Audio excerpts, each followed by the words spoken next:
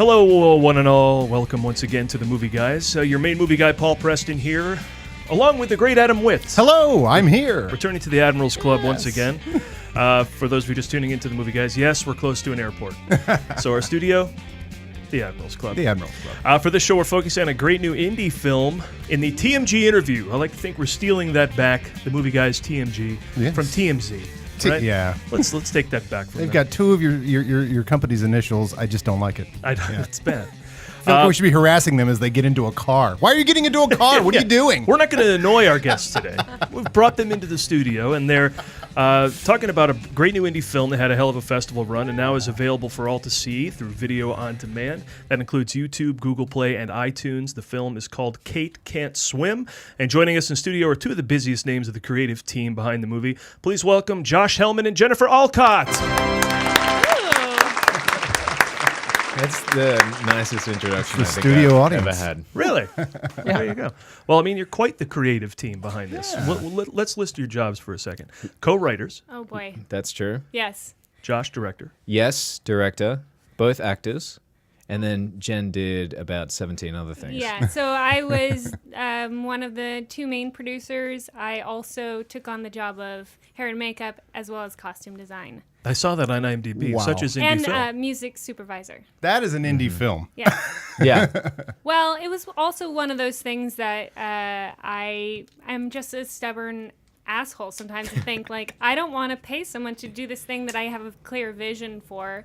And so I just did it. And I kind of regret doing all the things, but it's over now, and I don't have to be schizophrenic anymore. So Indie film, you have that option for micromanagement. yeah. But then, sometimes it's by necessity, too. Yeah. But you have to perform, too. I mean, that's the thing is, like, you got to run. I mean, you have to go do makeup and then go, all right, I got to be on right now and run, Well, actually, I've said this before. That was one of the coolest things for me because up until this point, I've only acted. This was my first producing and writing, and this is my first filmmaking role ever. I've only acted, and Josh has written a bit, and I've written some sketches, but because I was doing so much on set, whenever I would be called to set, and, our lead, Kate, Celeste Arias, she just straight out of Yale. So she'd be down, like, doing her warm-ups and, like, was ready to go for a call time, whereas I was, like, drinking 8 cups of coffee and yelling at people and making sure I didn't have bags under my eyes, and then I'd be called to set, and I'd have to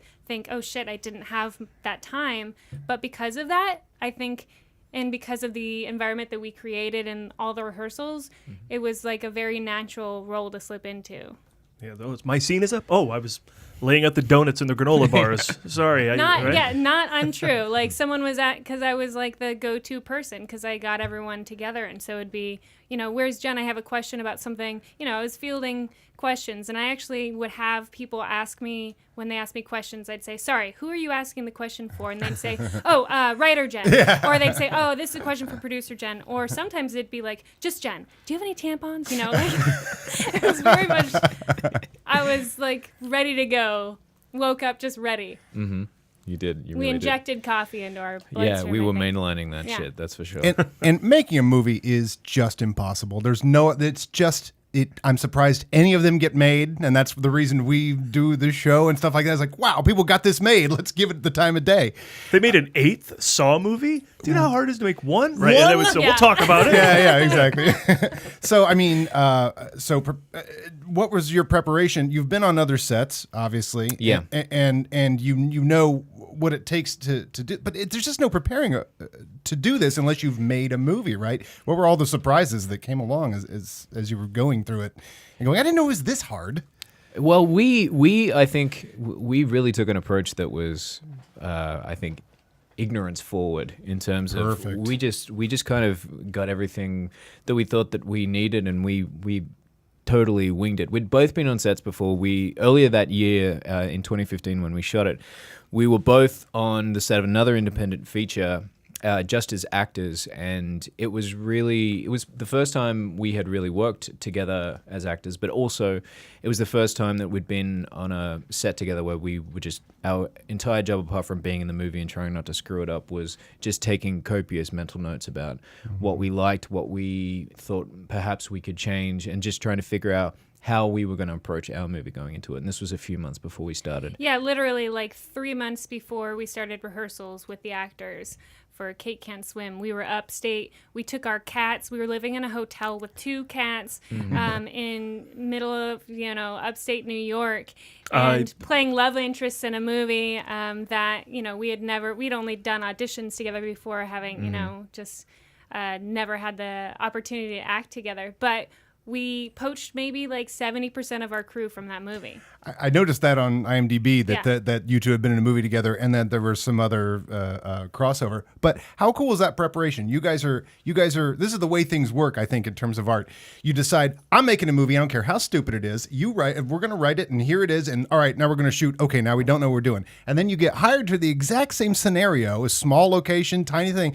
It's like the world going, oh no, you made the right choice. Here's how you do it, just so you can figure that out. That's kind of cool. I don't think I think we learned more than anything on that shoot, whether or not we were just absorbing it through osmosis. But it definitely gave us that fire that thought, well, they can do it, we can do it. And it did kind of feel weirdly like a bit of a sign, because it was a last minute thing when we got that film, because other actors had dropped out and we knew the producer, and so very suddenly we were like 2 weeks out from shooting the film. Yeah. That film, like we found out 2 weeks before, and we just jumped into it. And it did very much feel like that. It felt like the universe being like, okay, go see how it's done, and then go do it yourself. And it was a super random. I mean, one of our co-producers, Golan Ramraz, was producing this film up in Utica. It's called Falling. And it was like neither of us had read the script. We were literally like reading it on the way up to Utica. Josh had like a bunch of scenes with Paul Sorvino. It was like, which was awesome. all of these like crazy things coming together. And then also we launched, our Kickstarter campaign, which is how we funded part of the movie. And we were doing all of this pre-production stuff while filming another movie. Yeah. And you guys had never acted together, and here you are in a dedicated space where you can work on this production of Kate Can't Swim. I think that's just so cool it worked out that way, that it just is like, here, make your movie. Life's going to kind of give you little boosts to get that done. But we probably shouldn't hold back anymore as to what the film is about. Yeah, absolutely. Kate Can't Swim. Tell us. Okay, so the Kate Can't Swim is a story about 2 women whose names are Kate and M, and it really kind of revolves around their friendship. The film follows Kate as her best friend, whose M comes back from a year overseas in Europe, in Paris, and Kate has formally identified as lesbian. M. I'm sorry. Formally identified as a lesbian, but she comes back from Paris with a boyfriend, and that's my character in the film. And then basically Kate and her boyfriend. And of course, Pete, being in Europe, she met someone from Australia. Anyway, continue. That is not untrue. Exactly. Not untrue. Australians are everywhere. Australians are everywhere. I traveled the world for about 9 months, and I was surprised at how many Australians I met along the way. Met. They're out and about. We are definitely out and about.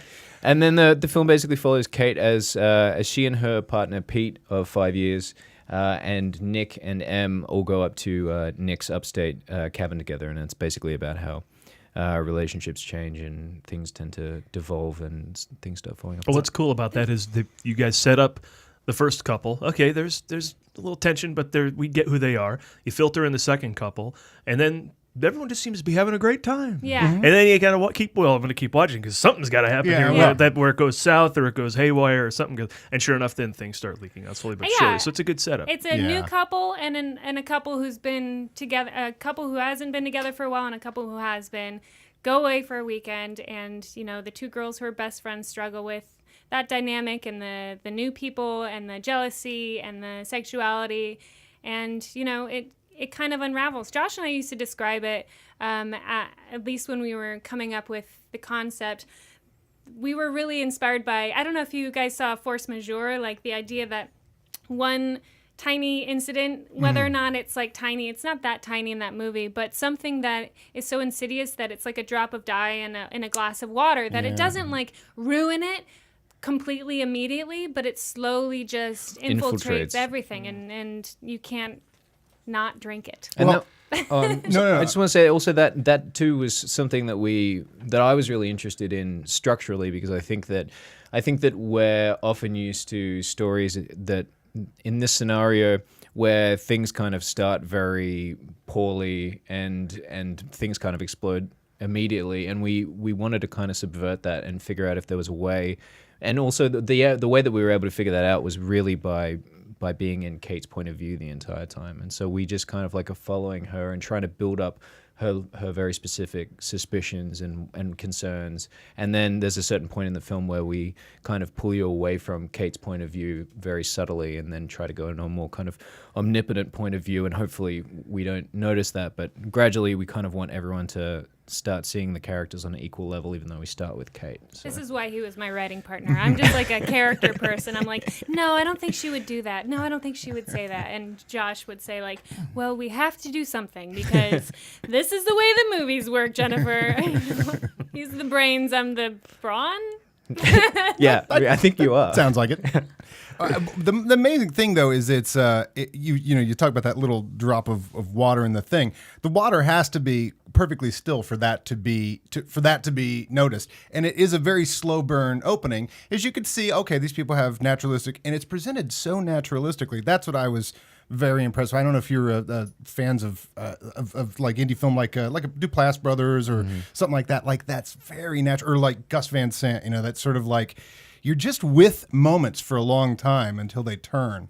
But they turn a little more incrementally as it goes until you hit a crisis point, basically. But yeah, I want to compliment the film one more time in that respect and play a little clip, because I think before we started I said it reminded me of Noah Baumbach as well, because the relationship that the girls have or women have is like those of Greta Gerwig and the finer Baumbach films, and the dialogue overlaps and seems, like you said, so natural. Was there improvisation?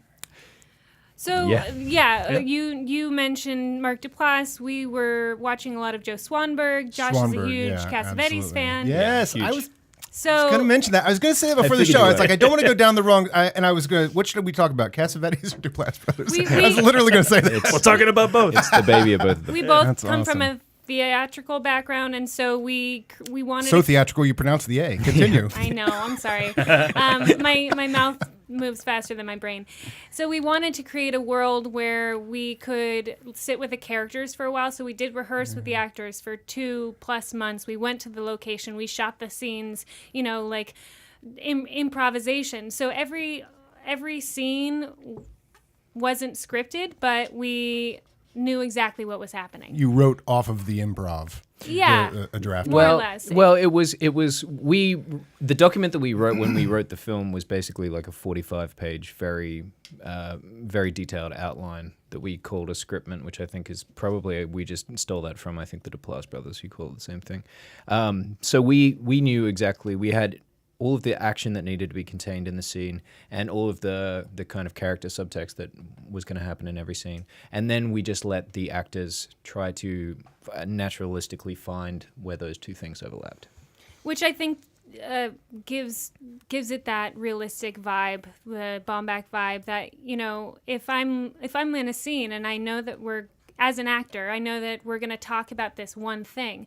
But as the character, I'm not trying to just insert it whenever I just decide to talk. You actually have to listen, and you have to pick up on the cues. And so it's actually more difficult than something that's scripted in a way, because you don't have A plus B equals C. You have more of a, when are we going to talk about this thing? I don't know. And it sucked sometimes, because we, would shoot something and realize that it wasn't working out. And then we would script it in such a way. There were a few scenes that we scripted more so than others.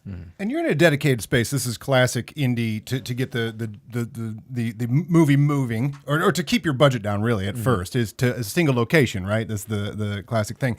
But it also presents the opportunity, because when you're in a movie that's shifting location, if you mess up something back there, that's now a reshoot. But when you're in that dedicated space for, I don't know how long were you in the cabin shooting, but you can go back and get a feel, and you could reshoot something from earlier once the relationship had developed on, say, days 10, 11, 12. We did that. Did that happen? Yeah, yeah.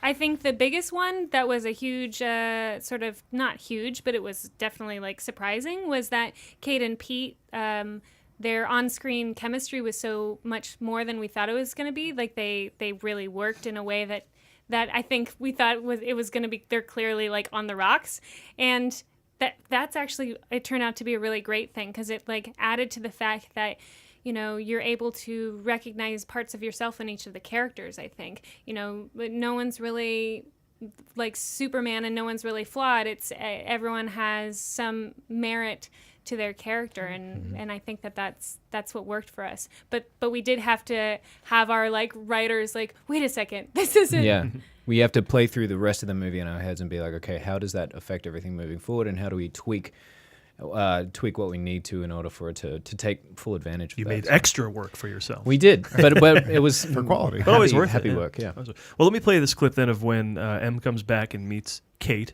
and tells her of the new person she met overseas. How was your crazy vacation? Oh my God. Work, everything. I feel done, you know? Yeah. Good. Yeah? You Yeah. feel better about, everything with Sarah? Yeah. Yeah. I haven't said our names in like 6 months. That is fucking amazing. Yeah, That's it's really good. great. I started seeing someone recently. And did you have a fun little rebound in Paris? Did you find a little Parisian hottie? No, an Australian from the gallery. An Aussie? Photographer. Yeah. Have fun. Super fun. Nick. That's a nice butch name. For a man, it's very butch. I'm dating a dude. You're dating a dude? Yeah. So that's Celeste Arias, Yeah. if I'm pronouncing that right. And then Grayson DeJesus plays the fourth in the quartet of people who go off to the cabin. So just to Yes. mention, because all good acting, though I don't want to mention his name as well. Yeah, I'm he's just brilliant. super white, and I always say to Jesus because Well, Lebowski, too, I've right? known him. I've known the him for Jesus. years, The and Jesus. you know, he was my Romeo understudy when I was the Juliet understudy, and that was Grayson to Jesus and Jennifer For real? Allcott. Yeah. Oh, wow. Oh, okay. Luckily, we didn't But burn it is any De bridges. Jesus. We It should- is we should De clarify Jesus. that. I need to get that in my head. Was there ever a flu or anything that took out the leads and you guys got to jump in as Romeo and Juliet? You know what? Juliet was being played by Caitlin Fitzgerald, who is, she's gone many places. She's in the new show Sweet Bitter along with our executive producer, Evan Jonikite. And she was like super stoked to have the role. And I remember looking at her and saying to her, like actor to actor, like, hey, if you ever need to take a sick day, like, I got this. This is my dream role. I just want one night. And she looked at me and she said, like, yeah, that's not going to happen. And I just remember thinking, what field trip could we put them on and then, put some spikes in the road or something, I went to a dark place. I love how you're treating the main part in the play like a shift at Little Caesars or whatever, where you're just like, hey, look, I know you want to go to that party on Thursday. Yeah. I'll take your shift. I'll cover it for you. I That's mean, fine. I thought that there was some like unspoken rule that you had to be like, cough, cough, I'm sick. There you go. Right. But Go be a it's star. Juliet. It's like, come on, people went to see her be adorable and amazing and kick ass. And of course, I probably would have been shitting myself if I got one night to do it. So it's probably for the better that I didn't. Anyway. Yeah. Did the If she's understudies listening. just like smoke cigarettes in the parking lot while the play's going on, or what? We Do were, you even we show were up? in it. We were in it. We were Oh, also okay. given like a 4-hour run through rehearsal where like Grayson and I had to be like, okay, and then we, and we were just going for it. They let us do the play, but in front of no one. It's like the friendship match. Like, hey, you guys want to do the play? Go ahead. It's like Rocky 3 at the end. It's like, all right, just between the two of us. It's times like that. It's times like that you say, I'm going to write and produce my own movie. And goddamn, I'm going to star in it. Exactly. That's There'll be what a crowd happened. out here. I looked at Grayson and I said, I won't forget you. You and I'm me. gonna bring you back. 5 years. Yeah. I will find you. Give me 5 years and I'm going to Facebook you out of the blue. And then you had a huge festival run. So tell me about that. We did. We finished the film in mid to late 2016. Like we got through post production and everything, and then we submitted it to Slamdance and Sundance, and I mean we submitted it to a lot of different places, and really by that point I had kind of lost all objectivity. I thought that it was solidly done, and I thought that it was a good story. But I'd never been to a film festival, like never tried to take a film to a festival before, and didn't know what the selection process was like, and was just kind of just holding out hope. And then I remember we were with a friend of ours at, I think the like douchiest LA place at the Alcove, in Los Feliz, and we got an email saying that that Slamdance had selected it, and we were just beside ourselves. And that was I think probably November or December, and then January of last year we took it there, and we had our world premiere, and it was just the most incredible. You got the premiere there? Yeah. Awesome. Yeah. That's Yeah. great. It was incredible. This is my first film festival, actually festival in general. I've never even been to a music festival. So I was just like, wait, is this like Disneyland for filmmakers? Like you could just, I'm just really I was overstimulated in the best of ways, but we met so many great filmmakers at Slamdance, which is just so cool. This like champion of a festival, It's the dopest festival. They had It's so many meetings amazing. beforehand being like, this is what you're going to expect. This is how you deal with it. We're going to help you distribute your film. We're going to help you find distributors. And we met amazing filmmakers, and we got the jury special mention for Best Narrative Feature. And yeah, we've been to about like 7 festivals after that, and won a few more awards. We got to finally have our New York premiere at the Brooklyn Film Festival, which was kind of bring it all back, because we shot the film when we lived in Brooklyn, and then we moved to LA. So we got to go back there and say, look, we did it here. Yeah. Now, Brooklyn, I saw on the website, won Best Actor. So Yeah. who won that? That was that was this me. one. That That over was here. you? Oh, good. Best Cool. actor, Yeah. and we got best Congratulations. editing. you. as Yeah. well. Oh, I love the editing. Yeah, it is really good. Yeah, especially now that I know how it was put together, the work she probably had to do, so in some cases, to take the best clips from here and there that may have been improvised, Well, with yeah. your assistance, of course, but to work with you guys and cobble all that together in Oh, a no. way that was stylistic, I really was Thank you for impressed. saying that. That's Yeah. something that's hugely important to us. And I mean, her name's Joanna Norgal, and she's brilliant. She's a Brooklyn-based editor, but she's I think she's like an absolute genius. But I remember knowing the exact moment when I knew that she was going to be the person for us.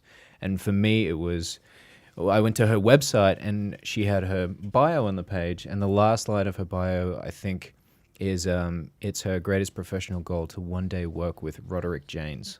That's a And good in joke. And That's for the a audience, great in joke. Yeah, for the in joke, for the audience, that is the pseudonym that the Coen brothers invent as their editor, because they feel like they have too many credits in their film.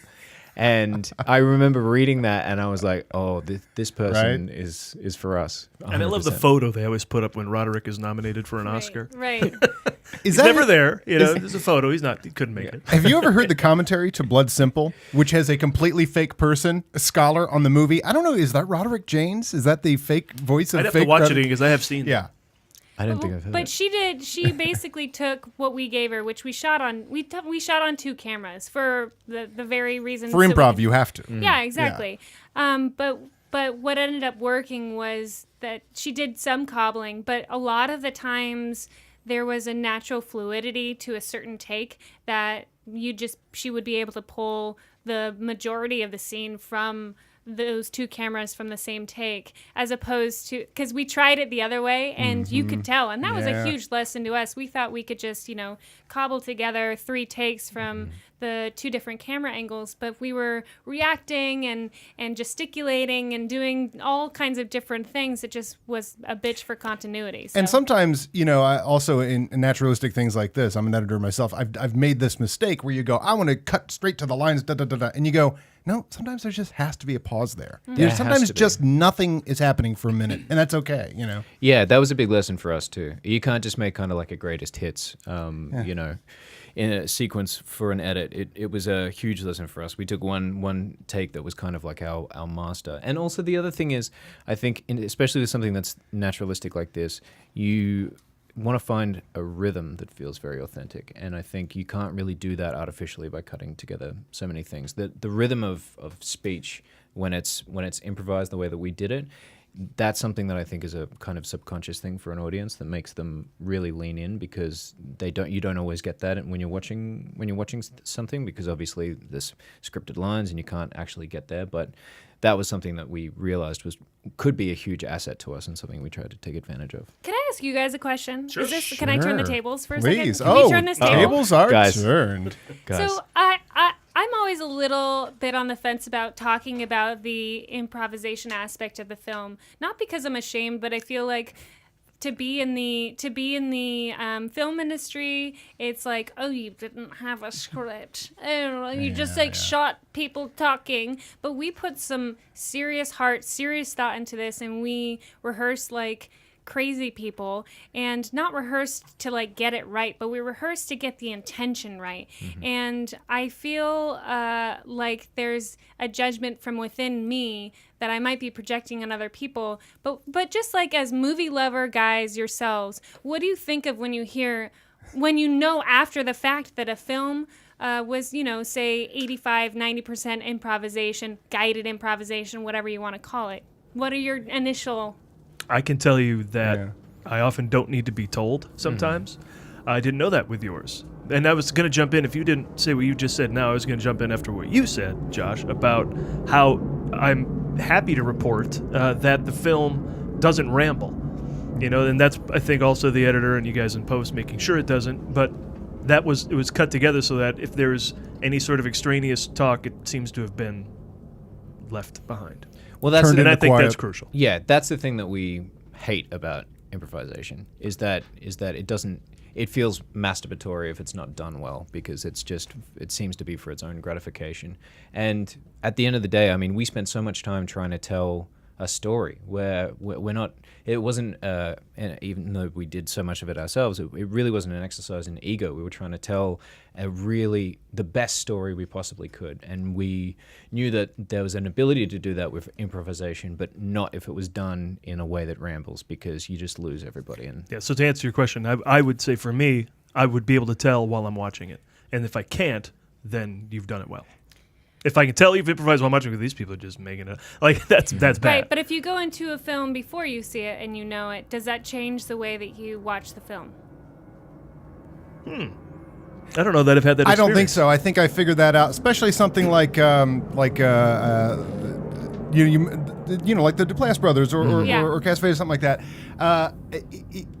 You do start to figure out that there's just a naturalism that cannot be captured without some element of improv. And to go back to answering your question, it's a little annoying that people throw around improv a lot because everything's improvised on a movie. They're impossible to make. This is falling down and we have to get this shot and the sun's going. No, well then turn them around and shoot this. I mean, that's all improv. That's movies are so much improv. So I always find it weird when that's sort of press released. Like, oh, we were so clever.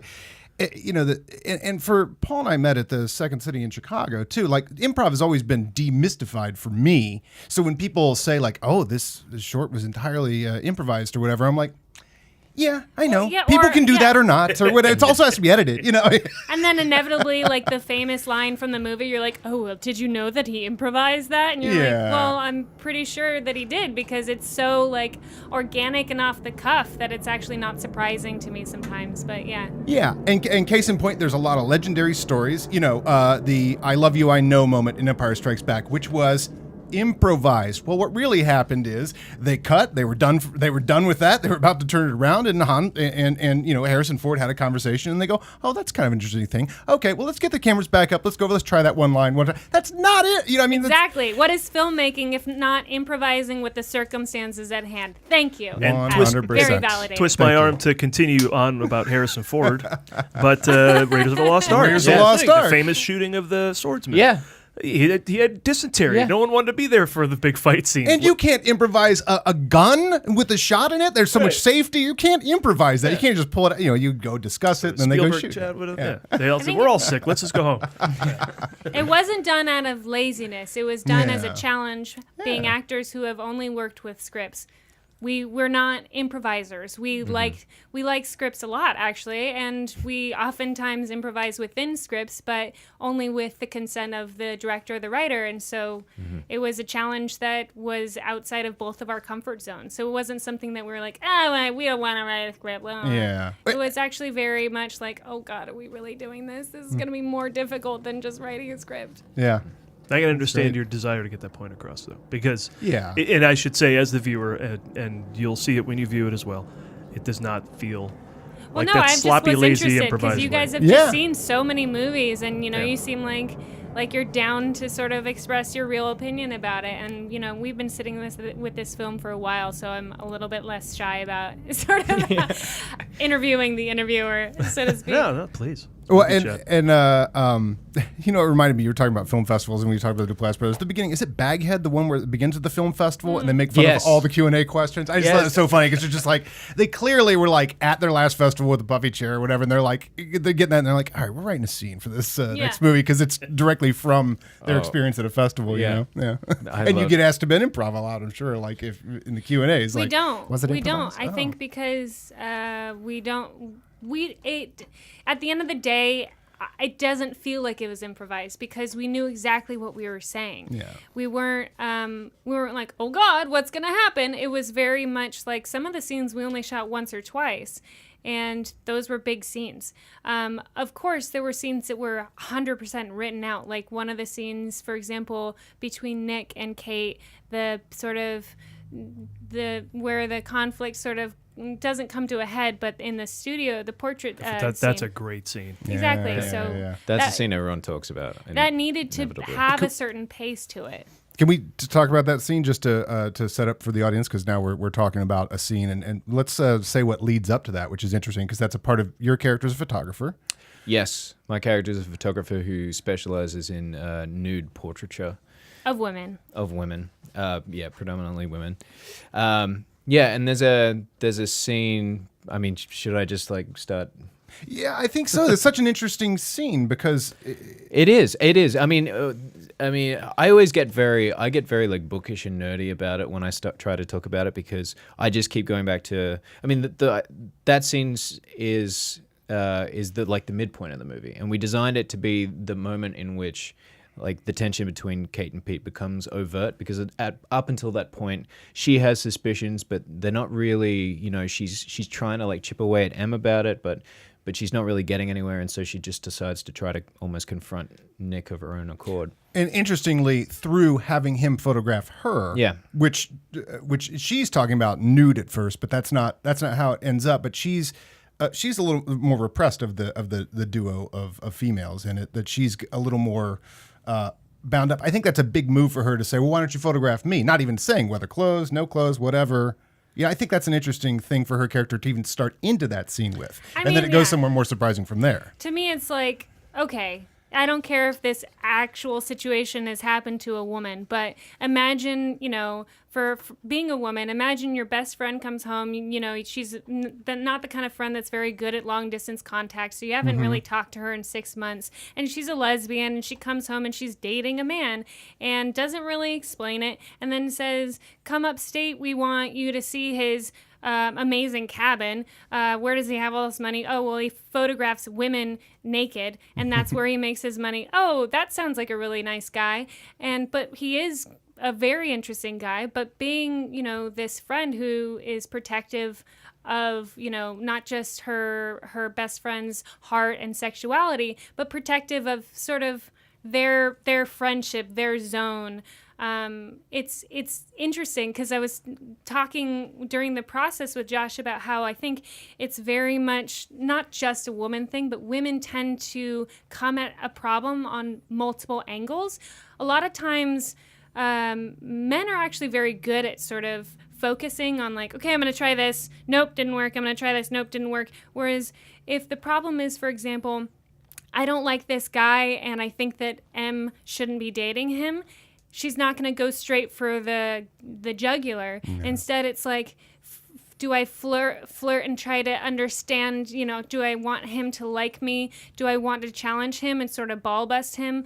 Do I want to show him that I'm the boss and that I know him better, I know her better than him? Or do I want to sort of make him feel small? Like, and can I do those all at the same time? And which noodle is going to stick to the wall, So it's a little bit, it's very confusing being a woman. Let me just tell you that. I know you guys don't have experience with that, but let me tell you. Well, the movie captures that very well. Yeah. Because there's a lot of silence between all parties. And these are two friends that haven't seen each other in a year, you said, right? I think it was a year, Yeah, right? 6 months or so, yeah. Yeah, and then everything has changed with her. It's like, I haven't seen you in so long and you're completely different. Yeah, exactly. And unrelatable. Hi.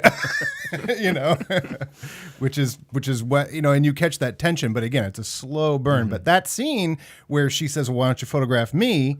And then you see how the photographer gets something extra out of his photos that's not nudity. And you go, oh, well, he's a photographer. I see what he does and why this is interesting. She's just looking at the photograph going, I see boobs. But then he puts her through a session where there's some drama there, and then he gets his photograph that way. And again, I think I think that wouldn't have worked so well if we weren't really in Kate's point of view up until that moment, because we do have to understand why she thinks the way that she does. Like, there are a lot of things on paper about this guy that, could be cause for concern.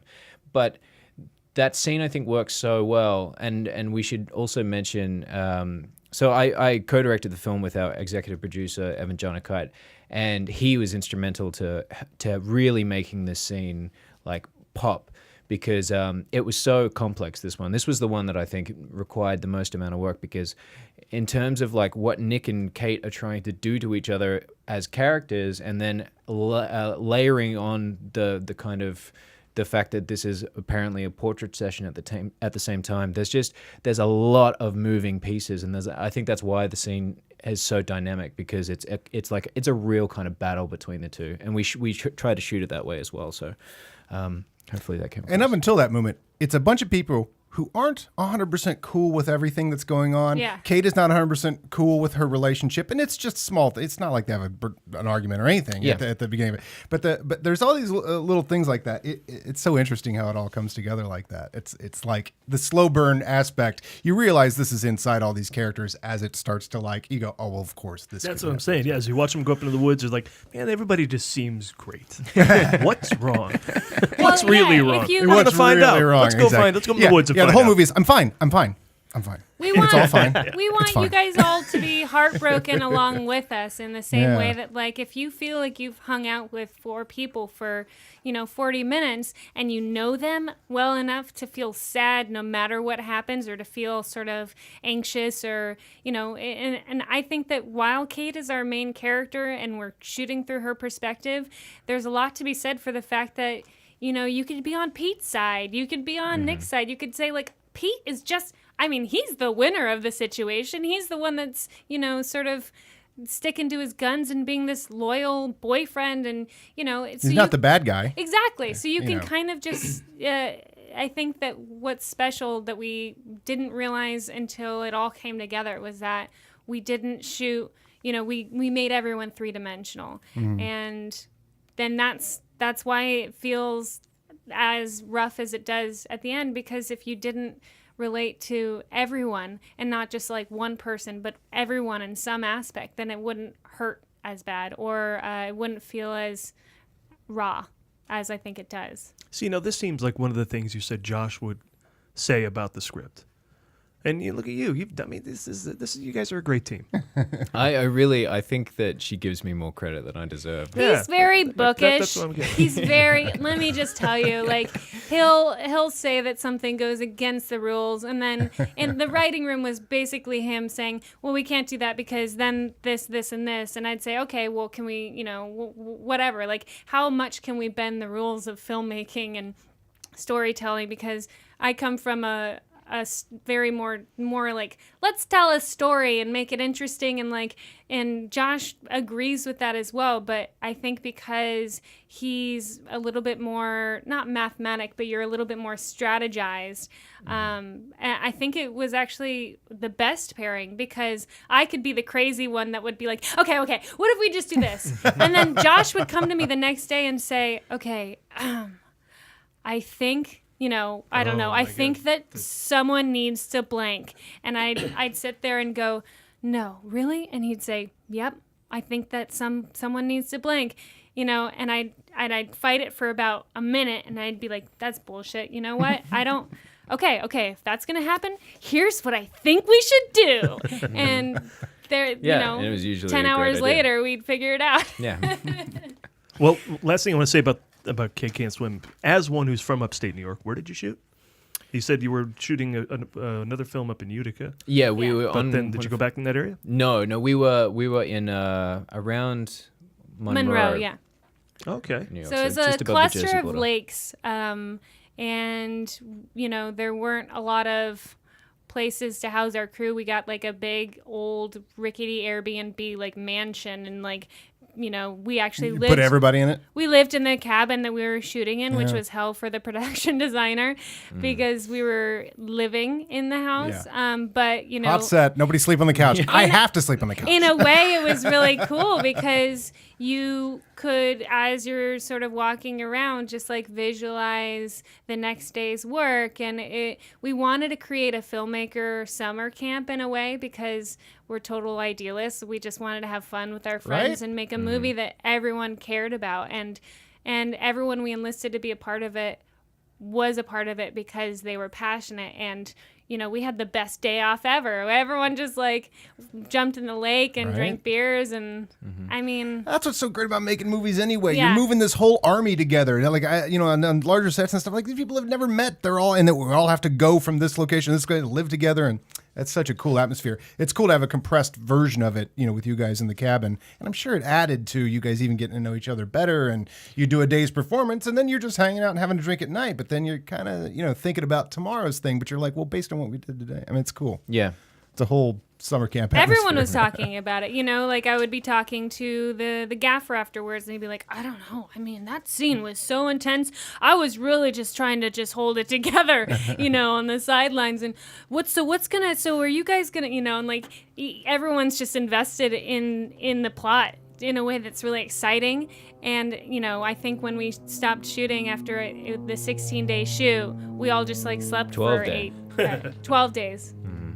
I thought it was 16. No, 12. Oh wow! Wow. I think I slept for the other 4. 12 days up at the woods? No, 12 days total. Total? Yeah. Good Lord. 9 days. Wow. 9 Well days done. at the cabin, 3 days in Brooklyn. Damn.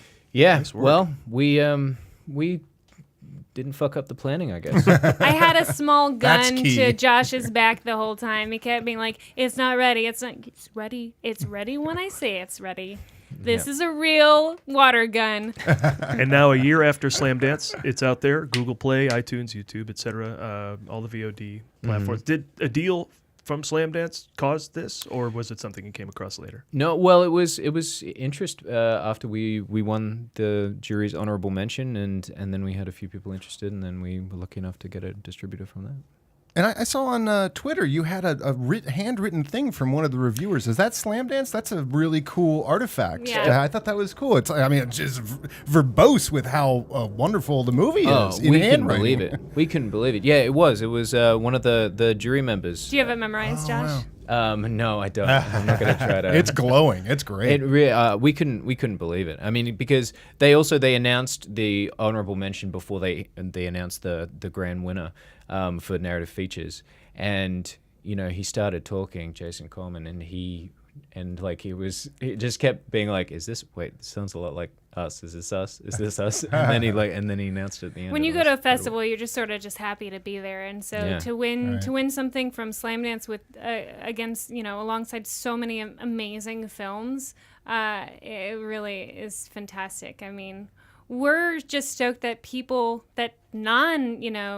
film festival folks can see it now, because I think it's a really relevant film to women, to men, to people in relationships, to we're getting people, from the LGBT community, but also people who don't, never, like, I think when we screened it in Omaha, I had this old man come up to me. He's like, that was a really interesting film. I thought that was fantastic. And I wasn't sure if he knew that I was also in it, but because I was there as a filmmaker, and I was like, thank you. Don't look at me too closely. Yeah, no, I'm just the producer and the writer. But it's gotten a big response, and we're hoping that, it moves people in such a way that makes you feel okay about, the fact that, you never really have it all together. Like any about 400 movies you should pass on and watch this instead that are out there from 2017 and 2018. Thank you. Yeah. That's a compliment. Yeah, I mean, I'll come take on. Half these Hollywood movies are dumb, right? They're dumb.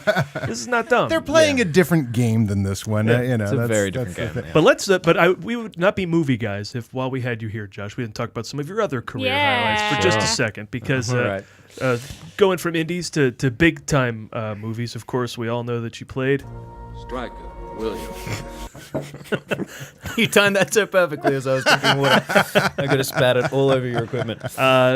So that's, of course, William Stryker from the last two X-Men films. Yes. Apocalypse and Days of Future Past. Yes, that's right. It was that was an incredible experience. And because of the kind of like lineage of the version of the character that I was playing, I think that I'm playing like the young Brian Cox as opposed to young Danny Houston, which I think is amazing. But there's no bad choice there. Really. No, not at all. Exactly. I find it just interesting the it's stature. Win-win. Yeah. It's true. You're right. That's how you met Evan Jonikite. Yeah, that is actually how we met Evan Jonikite, who co-directed the film and is our executive producer, and is also an incredible actor. Yeah. Oh. We were both on he was in Days of Future Past with me. He played Toad. Toad, right. And he... Was that right? Yeah. You can't really, And he's fantastic in it. And we arrived on the same plane from New York and landed in Montreal. And we were sitting on opposite aisles. And I kept sneaking glances at this guy because I was like, man, this guy's like so handsome. And he's like, seems like he's and he's really doing the cool. same thing. And then we I don't know about that. But then we landed and we both got to customs at the same time. We both got told to go to this certain office together at the same time. And then we both walked up to the counter at the same time. Both got asked the question, why were we in Canada at the same time? And we both said we're working on a movie, and then it was like a serendipitous moment where we both turned to each other and we're like, X-Men? And he was like, X-Men? And then we geeked out with each other for months. And both Zasha and I got a call that night that we ended up talking about, that like Josh called me and Evan called Zasha, and we're like, so I met someone at the airport. And he's like my best friend. He's really cool. And we have to be best friends, and you have to be best friends with his girlfriend. And it's going to be like, they live in Brooklyn and we live in Brooklyn, and it's going to be so much fun. Did you? Okay. So, and then you got to work with, the whole cast is there, but that movie likes hiring Australians. Yeah. Yeah, I suppose that's true. Yeah. Is that intimidating? A big movie like that? I mean, what was your? Had you been on a big set at that point? At that point, yes. In fact, what was hilarious about it was that I had actually shot. I had shot Mad Max the year prior. I was wondering, and so I was in Namibia for 5 months and then South Africa for a month. So it was a 6-month ordeal making that film, which was one of the most incredible experiences, both personally and professionally. You don't say. What was so special about it? But I was growing up Australian, being in a Mad Max movie. I mean, what? How did that impact? We'll get back to that. I still don't understand how I'm even here right now. But I was working on that film with Nick Holt. And he played Nux in the film in Mad Max, right.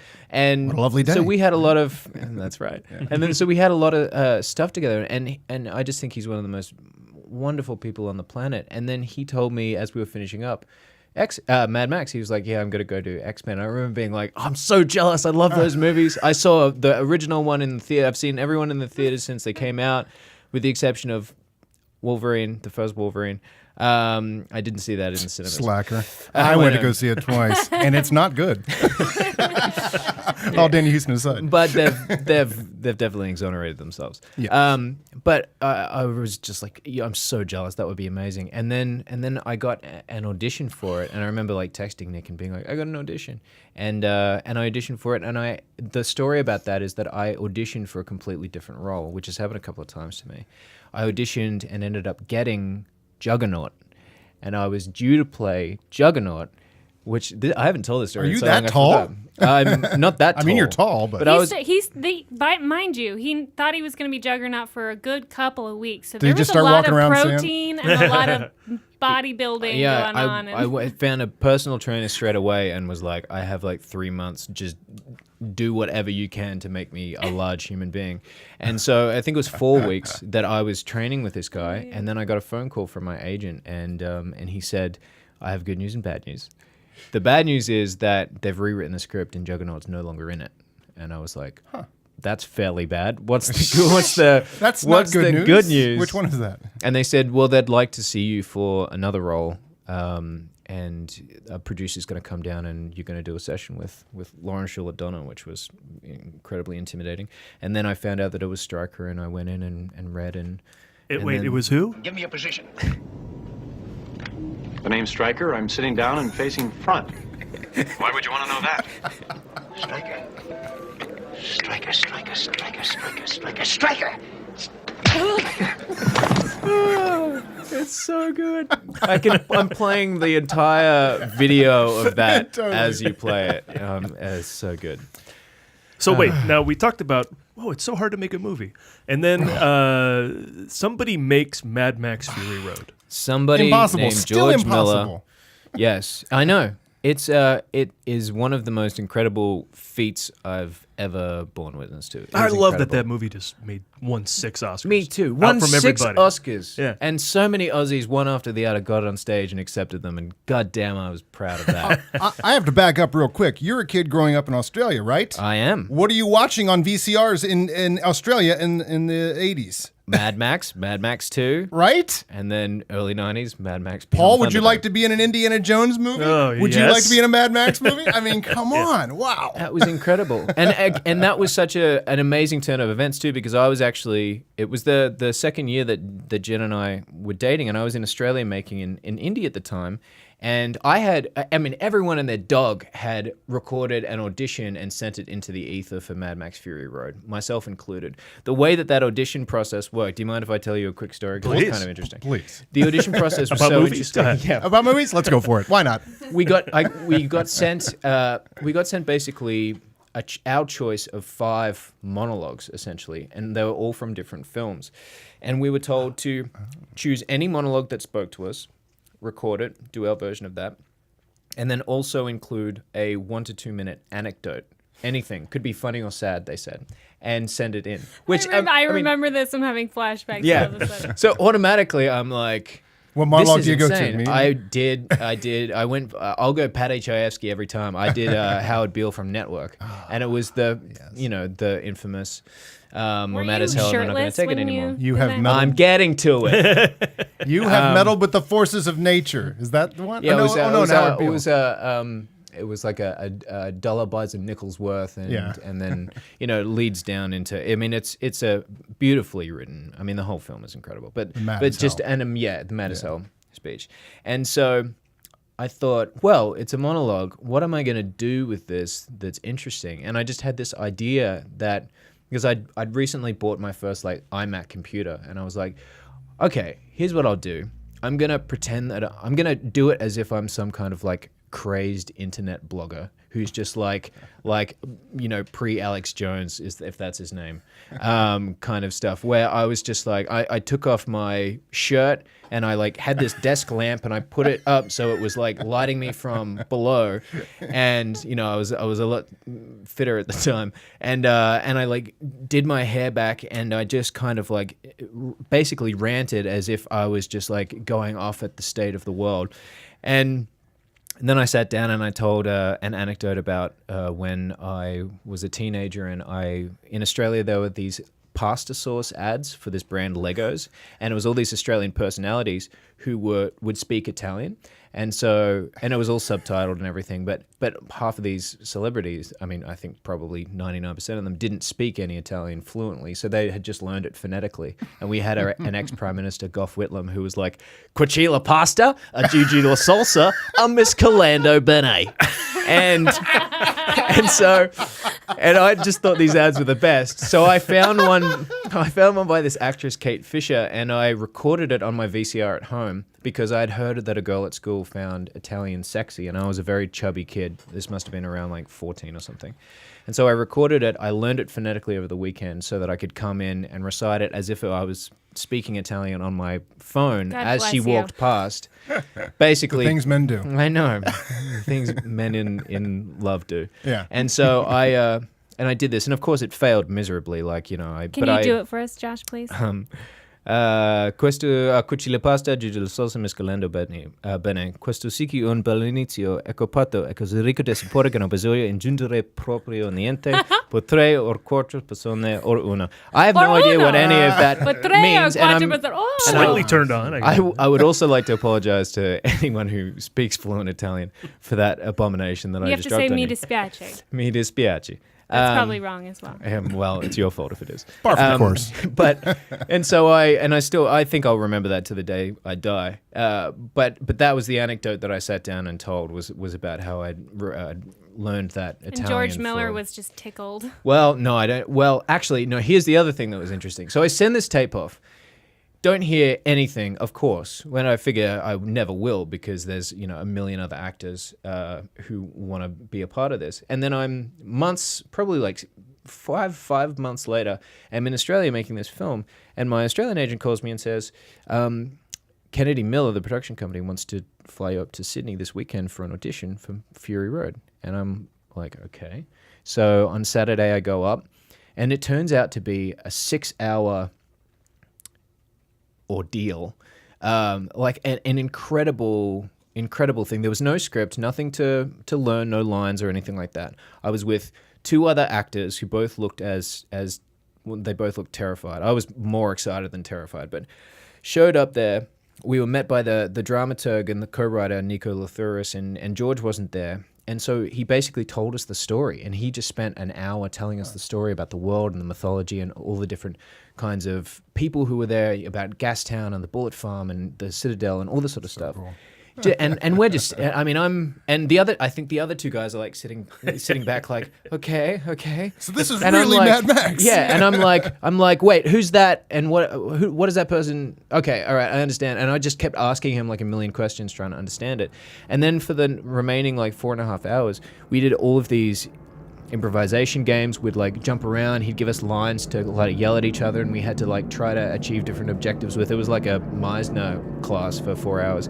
And I mean, I was like, I can't screw this up because there's no lines to figure out, there's nothing, so I'm just gonna go balls to the wall, insane. Yes, because when you see the not film, even knowing who you're going to play. No, yeah. not exactly. That's true. You don't know the end result yet, but when you watch the movies, like the audition just has to come in and be a maniac. Yeah, right. I mean, pretty much. And so I just went insane, and I was just like jumping around. We were running upstairs and running downstairs, and there were like 3 guys with little handheld cameras who were just like following us, you know, hoping that they weren't gonna get swatted by an errant limb in the process.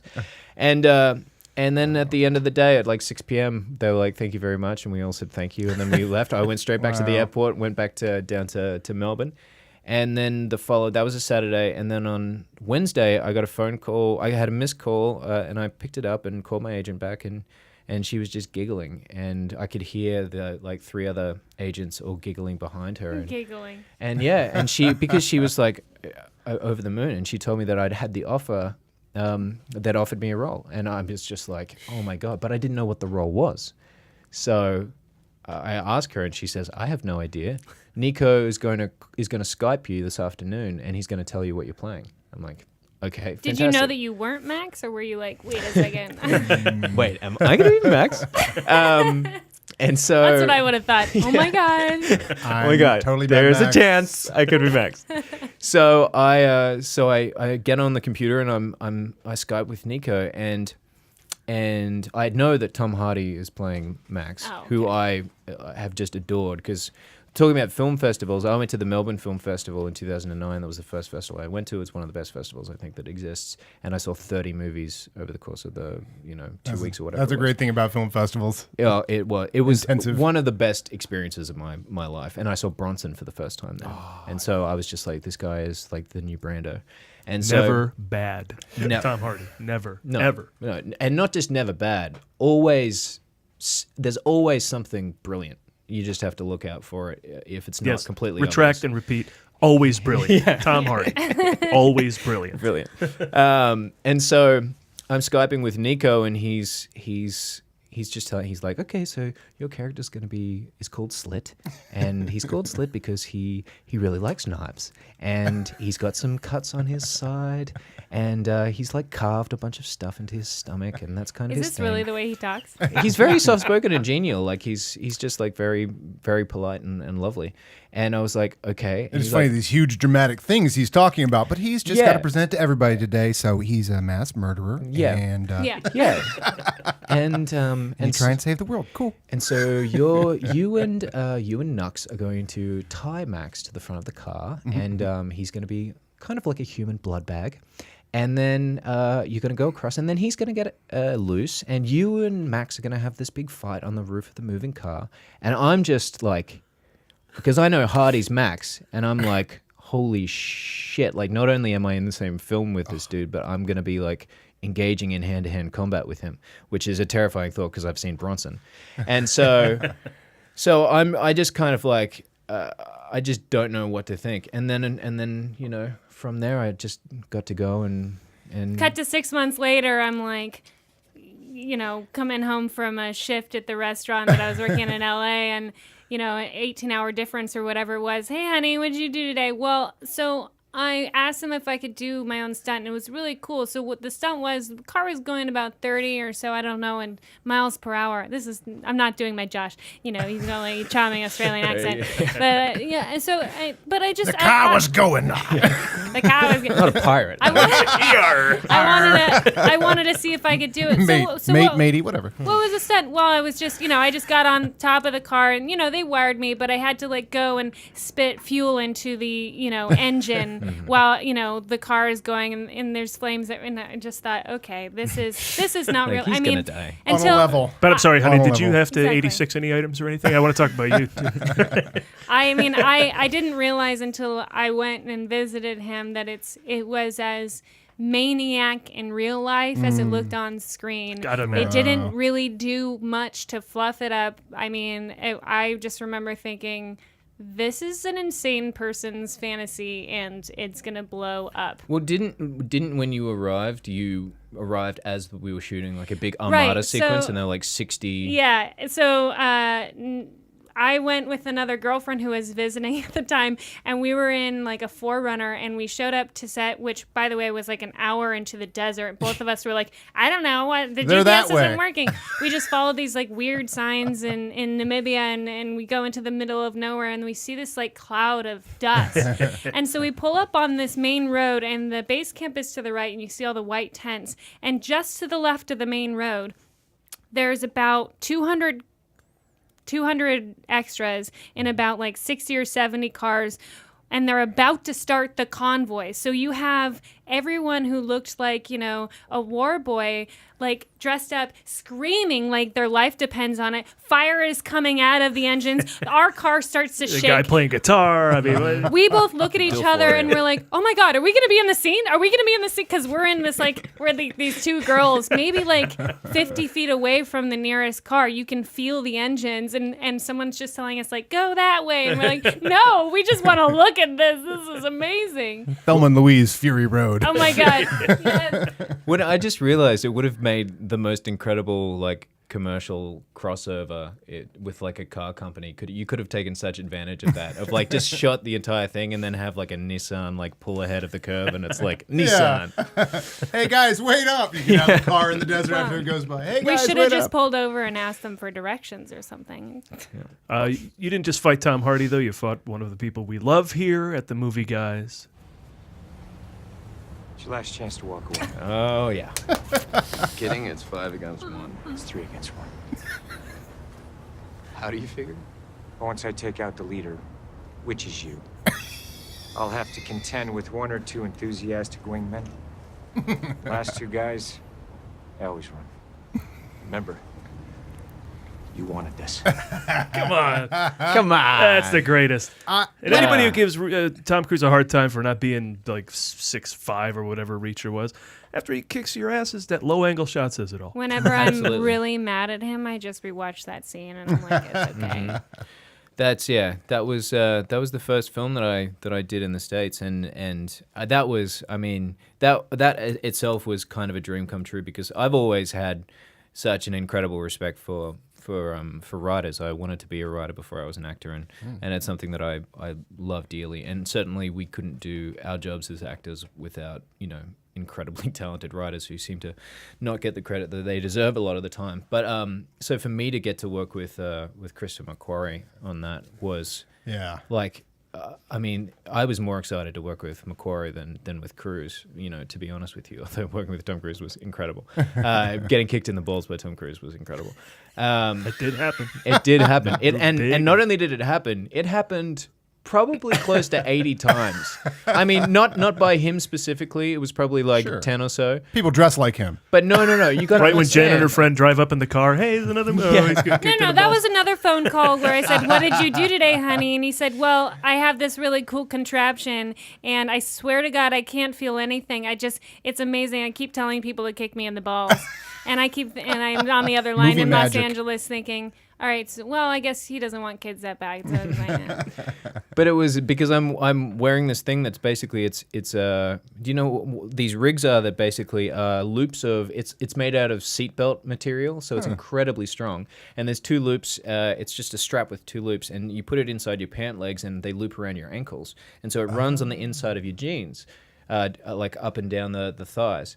And so you stand at a certain distance, and you have to make sure that the width that you're standing apart is very precise. Otherwise, you're in trouble. Too narrow, and you're in a world of pain. But if you do it, someone can kick you as hard as they want, and it feels like all it feels like is someone tugging on your on the bottoms of your feet. That's all it feels like. Wow. And so once I realized that and got over the fear of the initial time, I mean, I was like, come, everybody, have a go. Come over, have a go. You guys get some of this. Have a go. There was a lot of women expressing their inner rage that day. Anyone get off a phone call with someone you're upset at? Come on over, I'll help you out. Let me help you. That's awesome. Another movie. Yeah, no. That's another Tom Cruise movie.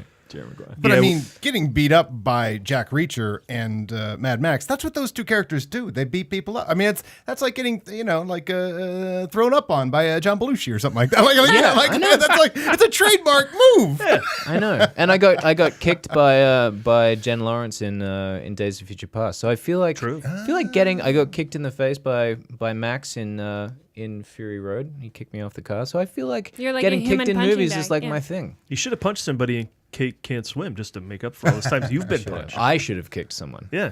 Well, he throws Kate in the water. It's true. This is true. That's like marginally aggressive. For that movie, it's very aggressive. For Kate Can't Swim, it's for the title, it's very aggressive. Little known fact, we only shot that once because, getting an actress's hair wet is a big deal. But the time we shot it, I don't know if you can slow it down and notice, but her like bikini strap gets unhinged when he throws her in. Didn't have to slow it down. Exactly. I must have done it in character because that's the only way I think that was possible. But what was funny is we shot the reverse angle. We shot it twice. Once when I was actually throwing her in, and once where we stopped short so that we wouldn't wet her hair.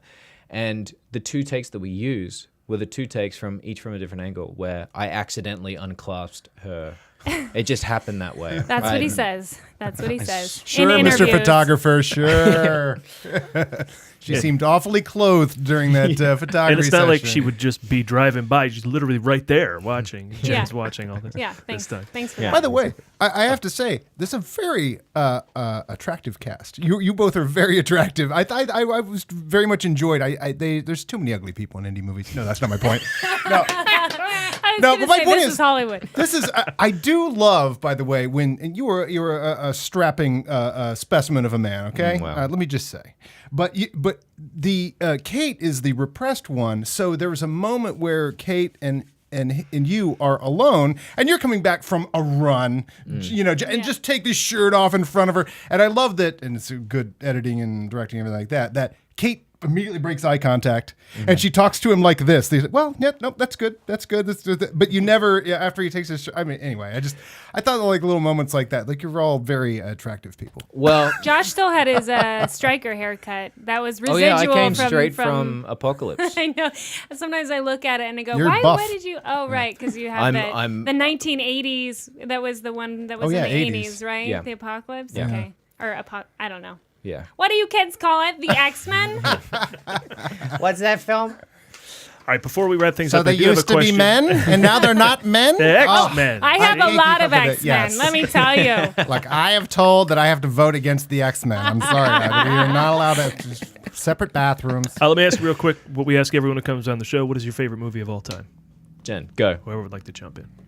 I see only one answer to this because I consume movies like food in a way, and I like good food. I don't like food that hurts me, but I do sometimes like food that like GMOs in your movies? I like weird food and international food and tasty food, but the kind of food that I can eat So any you like IHOP, I don't know. right? I smell Babette's a Feast second. coming. This is going to get pretentious. I guarantee you it's not Babette's Feast. The kind of food that I know that I could eat any day of the year at any given time and see in any hotel room television and say, heck yes, I'm watching it, is Back to the Future. And screw you if that makes me a 5-year-old Wonderful. because Oh, no. I love it. No, I never movie's defend perfect. that. It is. It's perfect. That Oh, yeah. script is incredible. Yeah, nothing out of place. That script. Yeah. Ooh, Last summer, I hosted an outdoor screening of it, so I saw it very recently, and I just went, you can't cut You anything, can't. you can't No. add anything. No. It's perfect. yeah. It's absolutely perfect. It's incredible. And you look at that movie now, knowing what you know about movies and having been in huge ones and made your own and stuff like that, everything was going wrong every day on that perfect movie. And to the point where they cut out 40% of it with Eric Stoltz and reshot. I mean, Yeah. that is a disaster. Yeah. And it's one of the greatest I movies of know. all time. And Michael J. Fox was on Family Ties during the day, Yeah. and then coming in, he was like sleeping like 3 or 4 hours a night. And Oh, yeah. they're just like, let's just end it with the car flying into the air. That would be so cool. We don't have to make another one. It's just like, screw it. Let's do something weird. Totally. And then you have this. I love all three, and I could probably watch all three any day of the year, but there's nothing like the first one. It's just, there you go.